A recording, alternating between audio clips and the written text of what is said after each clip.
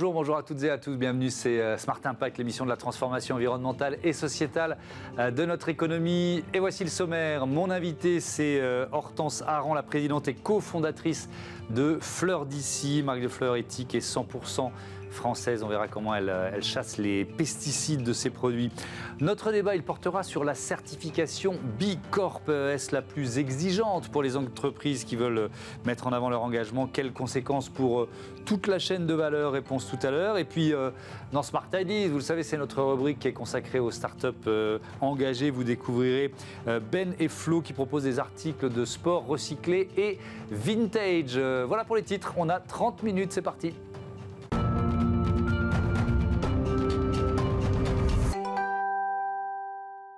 L'invité de Smart Impact, c'est Hortense Aran. Bonjour.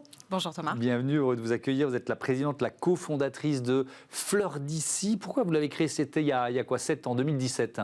Oui, tout à fait. Fleurs d'ici, on l'a créé pour répondre à une problématique qui était encore pas très connue des Françaises et des Français à l'époque. C'est le fait que 85% des fleurs coupées vendues en France sont importées de pays en voie de développement, essentiellement le Kenya, l'Éthiopie, la Colombie.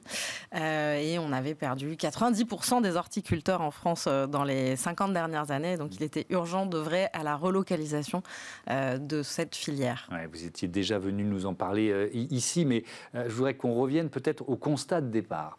Le voyage d'une fleur classique. Et après, on va parler de ce que vous faites vous. Mais c'est quoi le voyage d'une fleur classique? Autrefois, les Pays-Bas produisaient sur leur territoire des fleurs, puisqu'ils avaient des polders, et puis ils avaient du gaz. Donc, sur la mer. Absolument. Et donc, avec leurs ressources en gaz, ils avaient fait des serres, etc. Et puis, progressivement, le coût de l'énergie s'est renchéri dans les années 70. Et donc, la production s'est déportée dans des pays où l'ensoleillement est constant, 12 heures de soleil, 12 heures de nuit, c'est-à-dire les pays qui sont sur l'équateur. Donc, l'équateur, la Colombie pour l'Amérique latine, et le Kenya et l'Éthiopie pour l'Afrique, qui sont devenus... Oui, pardon de vous interrompre. Allez-y. J'essaye de m'en empêcher, mais j'ai toujours plein de questions. Donc ça veut dire que on continue d'acheter, de se dire les fleurs viennent des Pays-Bas, sauf qu'en fait, elles viennent de beaucoup plus loin et on n'en est pas forcément conscient. C'est ça l'évolution? Absolument. Aujourd'hui, les fleurs, elles prennent l'avion avant de prendre un camion. Elles font beaucoup de kilomètres, puisqu'effectivement, elles sont cultivées dans ces énormes fermes florales. Alors, la situation de la Colombie est dramatique à cet égard, parce que c'est des mers de plastique et des terrains qui sont donc aujourd'hui couverts de plastique, puisque c'est des serres. Elles sont coupées, elles sont traitées, on en reparlera, je crois, parce que c'est l'actualité, malheureusement. Et ensuite, on les met dans des avions cargo réfrigérés. Elles arrivent en Hollande, à Aalsmeer, où elles passent sur une espèce de...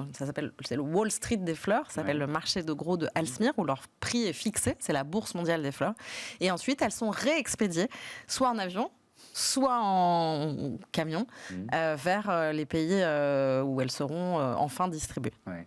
Et donc, il y a quoi, une semaine, 2 semaines combien de temps se passe-t-il avant que la fleur arrive chez le fleuriste, quoi? On estime qu'il y a en moyenne 10 jours entre le moment où la fleur elle est coupée et le moment où elle arrive chez le fleuriste. Oui. Et ensuite, le fleuriste, entre le moment où il la reçoit et le moment où vous l'achetez, il peut y avoir 4-5 jours. Alors, comment on les conserve? Et là, on tombe dans l'enjeu des produits, et notamment des pesticides qui sont utilisés. Absolument. Moi, j'ai coutume de dire que les fleurs, elles sont botoxées. Donc, en gros, on leur fait effectivement subir des traitements à base de polymères plastiques pour les figer. C'est pour ça que, je ne sais pas si vous avez fait l'expérience, mais beaucoup d'entre nous l'ont fait. Quand vous achetez des roses en bouton, c'est très rare qu'elles s'épanouissent. Parce qu'en fait, on a arrêté leur croissance. Donc, on a enlevé leur parfum, on a arrêté leur croissance. Elles resteront en bouton, elles faneront, enfin, elles se dessécheront, mais elles ne s'épanouiront pas. Alors que le cycle normal d'une rose, c'est de s'ouvrir et les pétales qui tombent à la fin. Mais ça n'existe plus parce que précisément, on leur a fait absorber comme du botox, des polymères plastiques qui les bloquent. Ouais, alors on reparlera de cet enjeu et de l'enjeu des pesticides, parce que c'est un enjeu malheureusement important et d'actualité, mais Qu'est-ce que vous avez changé? Fleurs françaises, déjà, est-ce qu'il y avait, vous nous disiez, on avait perdu beaucoup d'horticulteurs, donc la filière, elle était souffreteuse. Qu'est-ce que vous avez changé? Absolument. Quand on est arrivé en 2017, d'ailleurs, les personnes qui étaient sur le marché à l'époque nous ont dit « mais vous n'y arriverez jamais, c'est impossible, il n'y a pas assez de production, on a perdu trop de gens dans la filière, etc. » Et nous, on croyait dans le fait que s'il y a de la demande des consommateurs, il y aura de l'offre et que donc progressivement, il y aura de plus en plus de gens qui vont se mettre à faire des fleurs. Ce en quoi on ne s'est pas trompé, puisqu'aujourd'hui, il y a 10% de fermes florales en plus qu'il y a 5 ans. Et il y a une ferme florale qui ouvre par semaine en France. Donc c'est un des exemples avec le safran et d'autres plantes. J'entendais un reportage sur le piment d'Espelette il n'y a pas très longtemps. C'est quelques rares segments de l'agriculture où on a inversé la tendance grâce à la prise de conscience des consommateurs qui progressivement sont allés chez leurs fleuristes pour leur demander des fleurs françaises. Parce que des fleurs françaises, il en existe quand même partout sur le territoire et en toute saison. Contrairement à ce qu'on pourrait penser, il y a des fleurs, y compris au mois de janvier, mais ça implique de consommer selon le rythme des saisons. Et alors, c'était la question que j'allais vous poser, c'est-à-dire qu'on l'a complètement oublié, mais c'est absurde d'acheter des fleurs toute l'année, des roses toute l'année. Absolument, vous pouvez acheter des fleurs toute l'année, c'est même recommandé, mais des roses, la saison de floraison des roses sous nos latitudes, c'est du mois de mai jusqu'au mois de novembre à peu près, parce qu'il y a une deuxième floraison. Mais en revanche, au moment de la Saint-Valentin, qui est donc le 14 février pour mémoire, et dont le symbole est devenu la rose rouge, c'est une absurdité. C'est-à-dire que là, il faut mieux consommer du mimosa, des pavots, en plus, vous serez original, vous offrirez pas des roses comme tout le monde. Et vous offrirez des fleurs qui ont du parfum, bien souvent, ce qui fera une différence avec cette sempiternelle rose rouge qu'on a privée de son âme, puisque c'est comme ça qu'on appelle le parfum, ça s'appelle l'âme.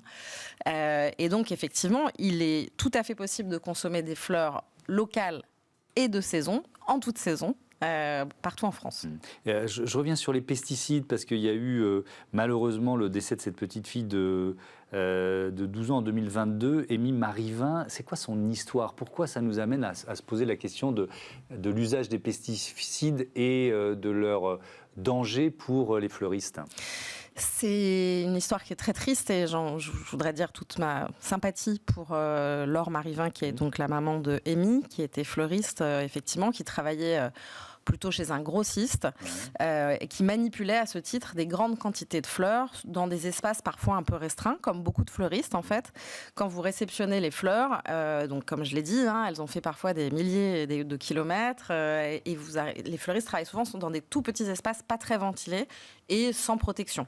Et donc cette dame, Laure, était enceinte de sa fille, Amy, quand elle travaillait, et manifestement, ça a été reconnu par le Fonds d'indemnisation des victimes de pesticides, que sa fille est malheureusement morte d'une leucémie, qu'elle aurait contracté pendant la grossesse, effectivement, et au contact de ces fleurs qui, comme on le sait, il y a eu des études, 60 millions de consommateurs a fait une étude, Hugo Clément, dans son émission sur France 5, a refait des tests. Aujourd'hui, on le sait, il y a jusqu'à 43 substances sur chaque fleur, y compris des produits phytosanitaires qui sont interdits en France et en Europe, qui ne sont pas permis par les législations. Le scandale total, c'est que ces pesticides sont produits en Europe, envoyés en Afrique, en question. et les produits reviennent. Bref, mais effectivement, il n'y a pas de réglementation phytosanitaire sur les fleurs, comme il peut y en avoir sur les fruits et les légumes, sur lesquels quand même il y a un contrôle à l'entrée. Est-ce que c'est en train de changer ou pas ? Parce que là, il y a une prise de conscience, il y a une médiatisation, peut-être de votre part une sensibilisation des pouvoirs publics. Est-ce que c'est en train de changer ? Le véritable changement, ce serait qu'à l'échelle de l'Union européenne, il y ait une réglementation qui s'applique, comme pour les fruits et légumes, pour imposer des contrôles aux frontières, effectivement, et vérifier la teneur en pesticides des fleurs qu'on importe. Parce que même si on ne les consomme pas, dans le sens où on ne les mange pas, on ne les ingère pas, elles font quand même partie de notre environnement. Elles peuvent dégager dans l'air un certain nombre de substances qui ne sont pas forcément très bonnes pour la santé.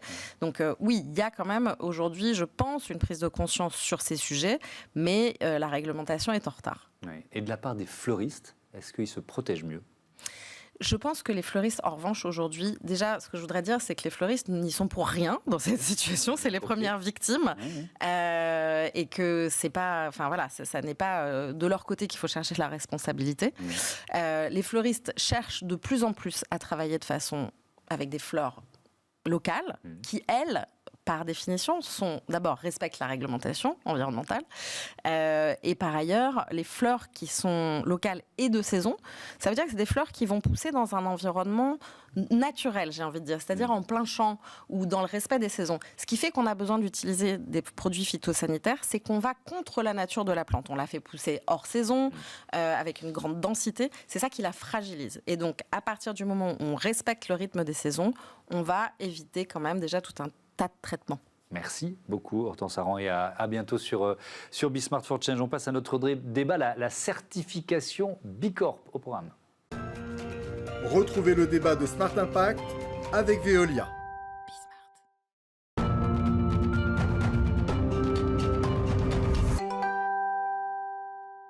La certification Bicorp au programme de ce débat. Et je vous présente tout de suite mes invités. Laure Favre, bonjour. Bonjour Thomas. Bienvenue, vous êtes la cofondatrice de Spring. Et Thibault Lévy-Martin, bonjour. Bonjour Thomas. Bienvenue, fondateur et coprésident de Partout. On va commencer par présenter vos entreprises respectives. Spring, je commence avec vous, c'est quoi ? Oui, alors Spring, c'est une marque que j'ai lancée avec mes associés il y a 4 ans, en 2020. C'est autour d'une double ambition qui était d'une part de réduire les matières toxiques qui peuvent se trouver dans les produits d'entretien et d'autre part de réduire la production de plastique. Donc on a lancé Spring, qui est une marque de lessive et de produits d'entretien qui sont sans matières controversées, sans plastique à usage unique. Et puis on a des formules qui sont très concentrées, ça permet également de réduire l'impact carbone des produits. Et vous êtes en train de devenir, ou vous venez de devenir entreprise à mission. Déjà, on va détailler évidemment, c'est l'objet du débat, les efforts que ça suppose, etc. Mais pourquoi vous l'avez souhaité ? En fait, nous, on est ce qu'on appelle impact natif. On a créé la marque pour réduire l'impact de ces produits. Mais pour moi, ce qui était très important, c'était aussi de se dire que moi, j'aime beaucoup ce mantra de Bicorp qui est de dire qu'on n'a pas vocation à être les meilleurs au monde, mais les meilleurs pour le monde. Et je trouve que c'est très intéressant de se dire que voilà, on cherche à réduire cet impact. Et l'avantage d'être... Alors nous, on est entreprise à mission depuis 2022, Bicorp depuis cet été. L'intérêt de Bicorp, c'est de venir donner aussi une certification, une espèce de preuve d'une tierce partie qui vient aussi prouver nos engagements pour la santé et pour l'environnement. Thibault Lévy-Martin, présentez-nous Partout. Alors nous, on édite un logiciel qui est à destination des entreprises qui ont des points de vente pour les aider à se rapprocher de leurs clients. Donc, en fait, on leur permet d'être plus visibles sur Internet, de développer leur réputation et leur image et d'optimiser les interactions qu'ils vont avoir avec leurs clients et leurs prospects. Et on est 360 avec des bureaux en France et à Barcelone. D'accord. Et elle existe depuis quand l'entreprise ? 2019, ça fait 10 ans. 2019. Alors là aussi... 14, pardon. Création 2014. 2014. Donc vous venez de fêter, vous allez fêter vos 10 ans, c'est ça ? Exactement, c'est ça. Ouais. Et alors, sur la démarche, qu'est-ce qui fait qu'à un moment vous dites il faut qu'on devienne une entreprise Bicorp ? Nous, en 2020, on avait décidé de changer un peu notre vision d'entreprise et notre vision d'entreprise actuellement, c'est Make Things Right. Ouais. Et je pense que c'était assez en lien faire les choses bien, exactement. Et je pense que c'est assez en lien avec l'approche de Bicorp qui est finalement de faire les choses bien à la fois sur l'environnement, la dimension sociétale et en termes de gouvernance. Et donc nous, on s'est senti assez proche de ça. Et je pense qu'une des missions de Bicorp, c'est aussi d'essayer de revoir un petit peu le monde des affaires et d'allier la croissance et le développement avec quelque chose qui est plutôt vertueux pour son environnement. Et c'était vraiment en lien avec ce que nous, on voulait accomplir chez Partout. Ouais, et c'est vraiment au cœur de l'ADN de cette émission, parce que je rappelle, je fais pratiquement toujours le même titre en disant « Bienvenue dans l'émission de la transformation environnementale et sociétale de notre économie ». Est-ce que vous avez l'impression, puis après on va vraiment rentrer dans le détail des efforts que ça suppose de devenir Bicorp, mais d'être quand même porté par un mouvement, ou est-ce qu'au contraire vous dites on est dans un moment de creux, Laure Favre ? C'est une très bonne question. Moi, je veux croire qu'on est dans un mouvement parce qu'en fait, on veut porter ce mouvement aussi. Je pense qu'en fait, il y a un vrai changement de consommation de la part des consommateurs, des attentes qui sont très différentes et une vraie volonté de réduire l'impact, d'avoir une consommation plus consciente. Donc ça, on le voit bien dans les tendances de consommation. Nous, on fait des produits de type écologique, en fait. On voit que c'est un segment qui est en forte croissance, donc c'est viscéral, je dirais. C'est vraiment une tendance de fond. Mais effectivement, c'est quelque chose ici qu'il faut porter, qu'il faut accompagner. Et je trouve que les certifications comme B Corp, elles viennent justement nous aider à créer ce mouvement, à créer aussi une notoriété. Aujourd'hui, c'est pas forcément une certification qui est la plus connue en France, mais je pense que c'est dans notre devoir aussi à nous, en tant que marque, de venir porter en fait un peu cette bonne parole aussi. Ouais, alors on a trouvé ces chiffres, forcément ça évolue vite, mais on est à plus de 6200 entreprises certifiées B Corp dans 87 pays, 159 secteurs d'activité. Thibault Lévy-Martin, comment ça se passait? Combien de temps finalement de travail? Parce qu'il vous envoie quoi? Une liste de cases à cocher? Comment on devient B Corp? Alors ça prend un peu de temps, nous ça nous a pris un peu plus de 2 ans et en effet il y a finalement il y a plusieurs volets et pour chacun des volets il y a des sous-parties qui permettent d'obtenir un certain nombre de points. Donc typiquement il faut obtenir 80 points pour être B Corp et en fait ces points ils sont pas forcément évidents à obtenir parce qu'il y a des exigences qui sont très strictes d'un point de vue environnemental, sociétal et en termes de gouvernance. Alors nous on est content parce qu'on a eu 105,5 points, donc on était bien au-dessus de la barre des 80 points, donc on l'a obtenu haut la main. Maintenant il faut qu'on arrive à maintenir la dynamique. Mais voilà, en fait c'était assez long et je pense que la première étape qui a été importante pour nous, ça a été de nous poser sur ce dossier et comprendre ce qu'il fallait être fait et dans quel ordre on allait prendre les choses. Qu'est-ce qui allait avoir le plus d'impact, qu'est-ce qui était le plus simple, qu'est-ce qui était le plus important pour nous. Et ensuite, de s'atteler à la tâche. Et en fait, c'est là où c'est compliqué aussi, c'est qu'il faut mettre tout le monde en ordre de mouvement parce que c'est pas qu'une seule équipe, c'est vraiment toute la boîte qui doit bouger comme ça, alors que c'est pas forcément la priorité du moment parce qu'il y a toujours le business d'étudier finalement. Il y a des soucis comme dans toutes les boîtes, tous les jours. Les patrons Shiva, on connaît ça. C'est intéressant ce que vous dites parce que c'est aussi un moment où on se pose et on réfléchit à ce qu'on fait, pourquoi on le fait. Alors ça rejoint l'entreprise à mission, mais comment je fais mon métier? Est-ce que je peux mieux le faire? Vous avez ressenti ce moment de pause? Oui, je pense que ça permet en effet de prendre le recul nécessaire pour se dire ok, finalement, ce B Corp me donne aussi des idées de faire les choses de manière un peu mieux, un peu différente. Et ça permet de réfléchir à ce que vous avez dit. Et je pense que c'est très intéressant. Nous, ça a été très vertueux pour nous. Et ça a vraiment embarqué toute l'entreprise où on sent que au début, c'était un projet qui concernait qu'un petit nombre de personnes. Et à la fin de l'histoire, on voit que les collaborateurs sont très fiers d'avoir obtenu ce label et de faire partie d'une boîte qui fait les choses bien en fait. Et quand vous avez eu les 105,5, j'imagine que tout le monde a tapé. Tout le monde a applaudi. Ouais, tout le monde a tapé la timbale. L'ORFAV, ça a pris pareil 2 ans. C'est long, quoi. Il faut. On veut décourager personne. C'est génial de devenir B Corp, mais il faut se préparer, quoi. Non, c'est sûr que c'est un processus qui est très ambitieux, mais ça aussi, ça l'exigence envers les candidats, de la valeur aussi de la certification. C'est-à-dire qu'en fait, nous aussi, on a mis à peu près 2 ans. À passer au crible toutes les étapes. Donc il y a 2 étapes principales. La première, c'est l'auto-évaluation. Dans ce questionnaire que décrit Thibault avec les 5 piliers, puis il y a environ 200 questions. Donc voilà, et chaque question doit être prouvée, documentée. Oui, c'est ça. C'est pas juste, c'est pas du déclaratif. Non, mais c'est tout l'intérêt de ça. Donc d'une part, sinon le label, la certification n'aurait pas de valeur. Ok, exactement. Et puis en plus, la deuxième étape, c'est qu'il y a un audit. Et là, on va être vraiment passé question par question pour aller prouver ce qu'on avance. Donc oui, c'est un process qui est super exigeant. Et puis c'est vrai que moi, j'ai trouvé que ça donnait aussi une sorte de liste d'inspiration pour les améliorations apportées. Est-ce qu'on peut être très bon sur l'environnemental et nul sur le sociétal, ou est-ce qu'il faut quand même être à un bon niveau partout? Vous voyez ce que je veux dire? Franchement, je pense qu'en fait, tant qu'on atteint 80 points, on peut avoir des écarts. Après, il n'y a pas une catégorie qui vous apporte les 80 points. Oui, c'est ça. Donc en fait, non, on peut pas être nul sur un critère et très bon sur l'autre.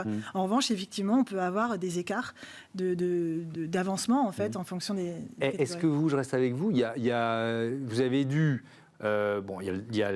on déclare, on doit prouver. Vous vous êtes dit, tiens, là, sur ce point précis, il faut qu'on change quelque chose à notre mode de production, ou à notre accompagnement des salariés, ou à notre logique de gouvernance. En fait, ce qui est super intéressant, c'est comme disait Thibault, chaque question apporte des points. Et donc, ça nous permet de voir, donc l'objectif, c'est d'avoir au moins 80 points.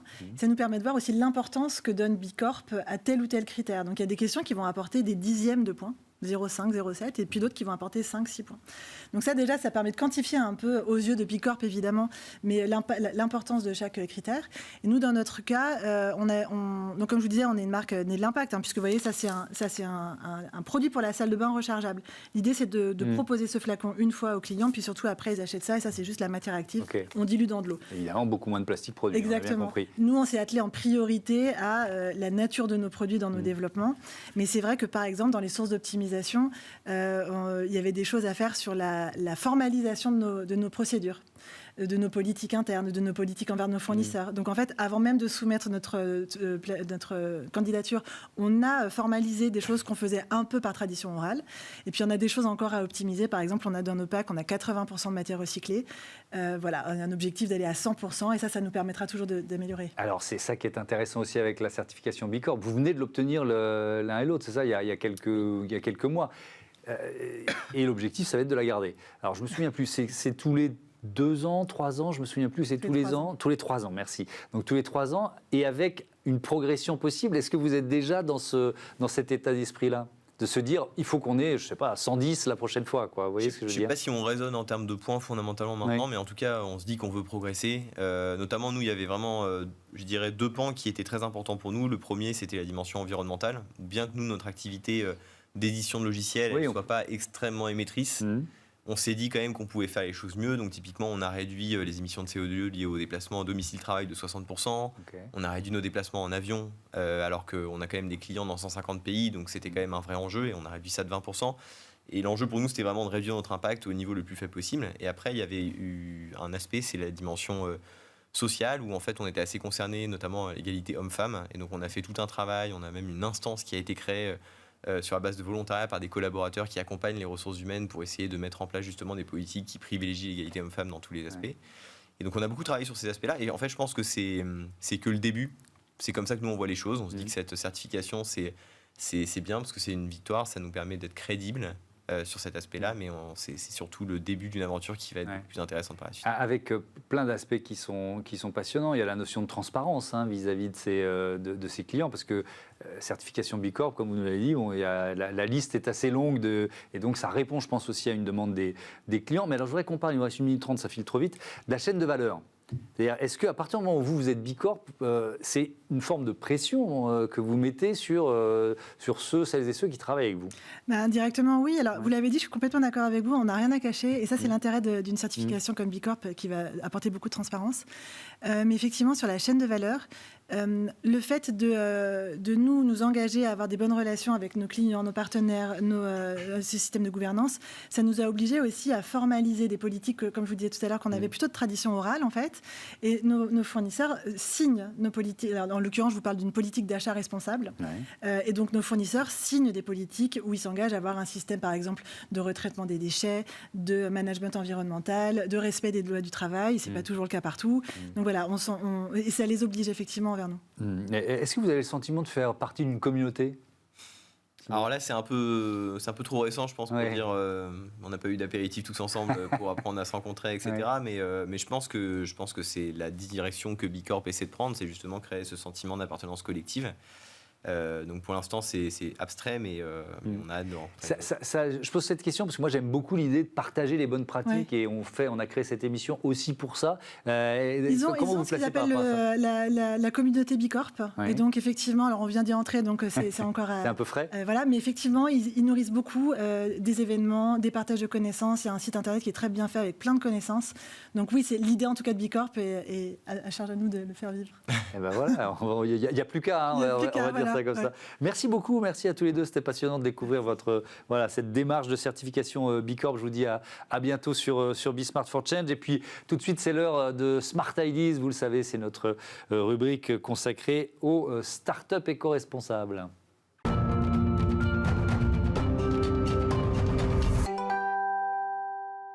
Smart Ideas, la bonne idée du jour, elle est signée Benjamin Clerget. Bonjour. Bonjour Thomas. Bienvenue, vous êtes le fondateur de Ben & Flow. Vous l'avez créé il y a une dizaine d'années. Avec quelle idée ? Racontez-moi. C'est tout à fait par hasard, je suis commerçant dans l'âme. Je me baladais en famille à Camden Market en Angleterre et je suis tombé amoureux de tous ces produits en cuir vintage qu'on a beaucoup là-bas et bizarrement très peu en France. Je me suis dit, il doit avoir un potentiel. Donc j'ai ramené un ballon à la base pour moi que je trouvais très élégant, qui est très courant là-bas. Et comme j'aime bien, moi, tester les marchés, mettre sur eBay à 99 centimes ou sur Le Bon Coin, je trouve que c'est un bon moyen de faire une étude de marché rapide pour voir si au prix il partait. Et en fait, il est parti tout de suite. J'ai eu tout de suite des demandes. Donc, ayant gardé des contacts d'Angleterre, j'ai pu commencer. Donc le point de départ, c'est de l'achat-revente de produits vintage de sport? Oui, c'est ça. Donc moi, je suis issu du sport. J'adore, je cours le marathon, etc. Et je travaillais chez Decathlon à l'époque. Et j'ai toujours aimé avoir un side project, un side business à côté de mes études, le lapsus aussi de mes études, mais en tout cas de mon travail. Donc clairement, ça faisait sens pour moi d'aller essayer de creuser ce marché du sport, mais de seconde vie ou vintage. Au départ, c'est un peu pour arrondir les fins de mois. Et, puis ça devient un business, quoi. Avec une partie système D au début. Comment vous êtes passé à l'échelle en quelque sorte? J'aime bien les choses simples. C'est toujours dur de faire simple, mais simple de faire compliqué. Donc j'ai essayé de construire un site web très très simple sous WordPress. Et étant amateur de référencement et aussi un peu de réseaux sociaux, mais vraiment le référencement, ce qu'on appelle le SEO. Très vite, je me suis amusé à aller voir un petit peu ce qu'il y a du potentiel concret sur les moteurs de recherche. J'ai vu qu'il y avait quasiment rien online. C'est assez à l'ancienne pour le coup en Angleterre. D'ailleurs, ils cultivent ça. Et là, j'ai vu qu'il y avait un potentiel. Donc là, ça y est, j'ai très vite creusé et développé autour du sport, pour essayer de rester focus quand même sur un sujet qui est le sport. Et alors, on trouve quoi sur Beneflo? C'est quoi le produit phare, le produit le plus vendu? Alors, c'est clairement le ballon de rugby. Donc, ballon de rugby de très très loin. Avant même le foot, je pense que les lignes du ballon font que c'est très photogénique et que ça plaît quand même. C'est un bel objet de décoration. Voilà, c'est ça, vous avez bien compris. Et voilà, par contre, attention, tout autour de ça, il y a quand même beaucoup de produits qu'on chine. Je prends l'exemple de la raquette en bois vintage qu'on connaît et qu'on voit partout le dimanche matin ou chez des antiquaires, sur des vide-greniers, etc. Sauf que je dis toujours, les gens, que ce soit en B2B, mais y compris des particuliers, on veut le recevoir très vite à la maison. Et si vous n'avez pas le temps le dimanche matin d'aller chiner ces raquettes à moindre coût, parce qu'en dessous de 10 € on en trouve encore actuellement et en grosse quantité, et en ligne vous n'en trouvez pas en fait tout simplement. Donc moi je suis allé chercher ces raquettes que j'ai divisées, j'ai refait ce que faisait l'antiquaire, ni plus ni moins, mais version 2.0, en valorisant mes raquettes, en faisant des photos, la publicité notamment sur les réseaux sociaux avec des ciblages très précis. Je suis allé chercher vraiment ce qui marche chez les mastodontes et notamment chez Decathlon, et je l'ai adapté à ce vieux métier qui est le métier de l'antiquaire au final. Est-ce que vous créez des produits aussi? C'est-à-dire en mode vintage? C'est ça, vous avez tout compris. En fait, la demande était telle qu'à un moment, je me suis dit, oui, il y a quelque chose à faire. J'ai pas assez de gants de baseball qui viennent des États-Unis, bizarrement. J'ai pas assez de battes de baseball. J'ai pas assez de raquettes. J'ai dit, il faut qu'on commence à faire ce que m'a appris Decathlon, de la recherche-développement là-dessus, et en permanence, en continu. Par contre, de façon zen, c'est-à-dire au ralenti. C'est-à-dire que j'ai de l'argent. Je le réinvestis là-dedans, je finance cette recherche-développement, et puis au fur et à mesure, comme ça, on rentre des nouveaux produits, on construit une gamme, ni plus ni moins. Avec des choix un peu environnementaux, par exemple sur le tannage, qui peut être quand même assez polluant. Bien vu, il y en a peu qui le savent. 95% des cuirs en France et peut-être 80% dans le monde, c'est du tannage au chrome, tannage minéral, y compris dans la belle maroquinerie française, si j'ose dire. Et comble de l'histoire, c'est qu'en France, je ne trouve pas la qualité que je souhaite de cuir. C'est quand même fou. Il reste, je crois, 3 tanneries qui proposent du tannage végétal. Donc, c'est un tannage qui est très long, qui prend plus de temps, donc qui est forcément très coûteux. Et on n'en trouve plus en France. L'industrie du luxe arrive un petit peu à avoir quelques pots, notamment les sacs à main de luxe qu'on peut imaginer, avec ce cuir qu'on appelle VVN. Et donc, moi, je suis allé le chercher à plusieurs endroits. Je suis allé essayer de trouver des peaux qualitatives, puisque le tannage végétal permet de faire vivre la peau de l'animal au même titre que du bois. Alors que le tannage au chrome fixe la couleur et il n'y a plus vraiment de vie. Et les gens recherchent à nouveau de la vie, un petit peu comme les fauteuils club, les canapés chez Starfield, etc. C'est vraiment le cachet qu'on a que je pense personne n'a actuellement sur ces produits. Merci beaucoup d'être venu nous présenter Beneflo. Bon vent à votre entreprise. Voilà, c'est la fin de ce numéro de Smart Impact. Je voudrais remercier Marie Billat, Alexis Mathieu à la programmation et à la production, Angèle Jean Girard, le réalisateur, Saïd Mamou, l'ingénieur du son. Belle journée, à très vite sur Be Smart for Change.